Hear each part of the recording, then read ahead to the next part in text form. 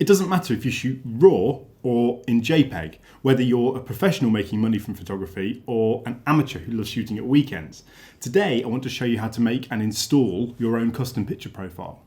So why should you have a custom picture profile? Well, there's a couple of reasons. Firstly, if you're shooting RAW, wouldn't you like to review your images in camera so they look like how you're going to edit them?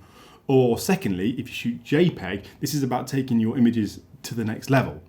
We're all used to changing the sharpness, the contrast, the saturation, and maybe even the color tone. But what if you want to take it that little bit further, that little bit more punch, that X factor, give it that secret sauce, a picture profile that applies an edit to those RAWs or JPEGs, so when you review your photos in camera, they look like you could deliver them there and then. Or if you're a hobbyist and shoot JPEG all the time, then you can use this feature to enhance the quality of your photos and give them a serious professional look. Let's get into it. This is custom picture profiles.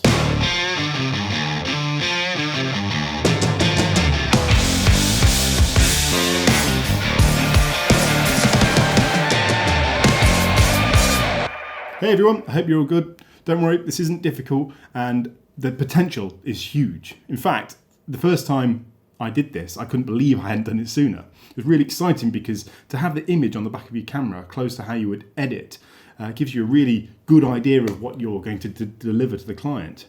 As I've already said, it doesn't matter if you're shooting RAW or JPEG, whether you're a professional making money from photography or an amateur who loves shooting at the weekends. So this feature it's got implications for everybody. I shoot RAW 99% of the time, and I use my custom picture profile for reviewing my images in camera. So they look like my editing style.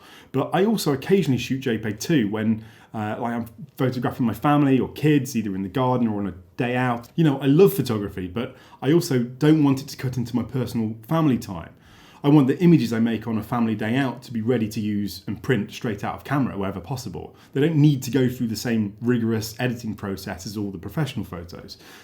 If they did, I wouldn't have anywhere near as many images of my family because editing takes time and energy. And if I can use a custom picture profile for my personal photos and shoot in JPEG and still get amazing photos, that'll enable me to be more present as a dad. So to clarify, if you shoot in RAW, if you didn't already know, when you press that review button on the back of your camera, you aren't looking at the RAW image, you're seeing a JPEG sidecar image. And the JPEG is built based on the settings you have in your picture profile.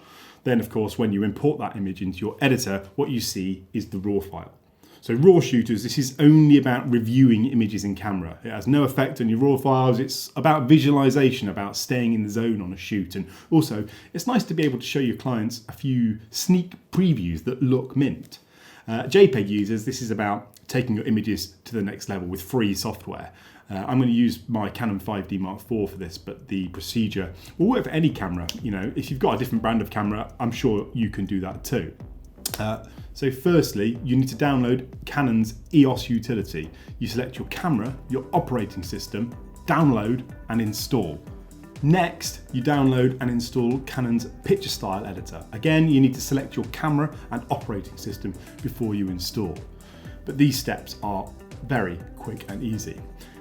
Open picture style editor and have a RAW file at hand to edit. Either drag and drop or select file and open to load the RAW image into the editor. You'll see that you're presented with 3 tabs across the top: basic, 6 color axis, and specific colors. Now, here's where you can get creative and set the sliders to your look, and you'll see a live edit on the RAW image in the adjacent window. The best thing about this section is without a doubt the tone curve. It's not something that you can do in camera. I love this feature, and so for this example, I'll keep this light S-curve to raise that black point and boost the contrast. The next tab is 6 color axis. This is where you can change the hue, the saturation, the luminance, or the HSL of a color range. You've got access to your RGB, but also cyan, yellow, and magenta too. On here, I'm just playing with the yellow saturation to show the effect it has on the RAW image. The last tab, which is specific colors. Now this is where you could apply HSL adjustments to specific colors. Now, depending on what you're shooting, you're going to want to have a little play around with this to get it just right. Let's say you like a warmer tone to your images. You might want to boost the saturation of the yellows, the reds, the oranges to give them a little more punch. Or maybe you edit a rustic look with a desaturated greens, low contrast, raised blacks. Whatever your style, and there's no right or wrong, whatever your style, you should try this out to see how it works for you. The beauty of this is that you can do just that. Try it out. It's easy to change your picture profile during a shoot. It's just 3 button presses. So if you don't like what you're getting, just go back to your other one that you're always used to, then tweak it for the next shoot. You know, you keep tweaking it until you get it right. That's what I did, and now I love it. In fact, because the 5D Mark IV has 3 custom slots for picture profiles, I use one for general wedding shooting, another one for the evening party, which is much warmer and with higher contrast. And then I've got my third one, which I use for my personal family JPEGs. But I've also started to build a few more for different commercial projects, and then I can load them into the camera before I go on that project. You'll see how quick and easy it is to load them onto the camera in a second. But back to this though. On the editor window, you can compare the raw file to the edit you're applying, and what I'm going to do now is save this profile.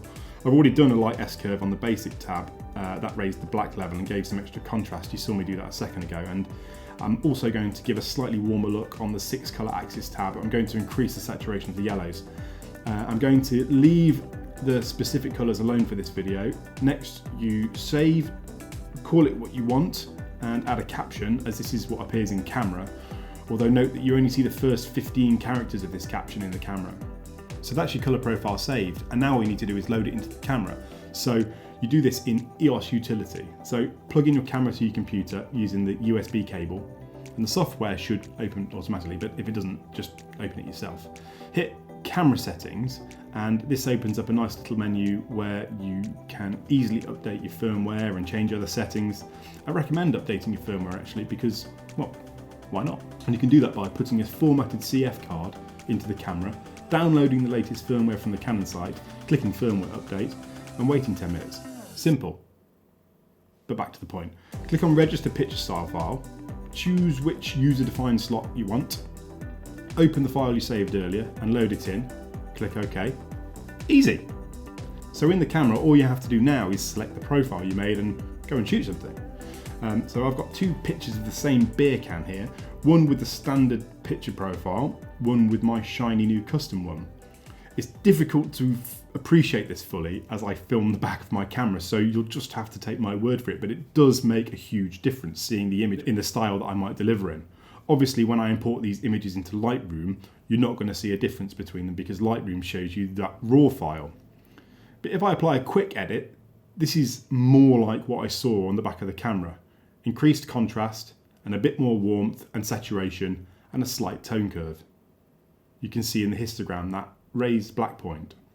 Incidentally, if you've ever wondered about Technicolor Cinestyle picture profile to increase that dynamic range of your DSLR videos, you use this procedure to install that picture profile, and you can download Technicolor's profile direct from their website. Back to your style, this is something to go away and have a play with. Obviously, I'm talking to all the Canon users out there, but I'm sure you can customize whatever brand you're using. It's a really great tool to use. It's nice to be able to view the images on the back of the camera and see pretty much what they'll look like when you edit them. And of course, it's something you can easily turn off too. So if you're not seeing what you want, you can always go back to that old picture profile, and it's like 3 button presses. So go and explore, have some fun with it. Please subscribe and like the video. Thanks, and I'll see you again.